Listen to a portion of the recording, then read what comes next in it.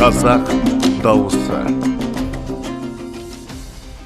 Қамшы порталы ұйымдастырған арнайы қазақ дауысы жобасының 3-ші кезеңіне мен Саркенова Жанаргүл, Мұхит Мералыұлының әні «Кіші айдайды» орындаймын.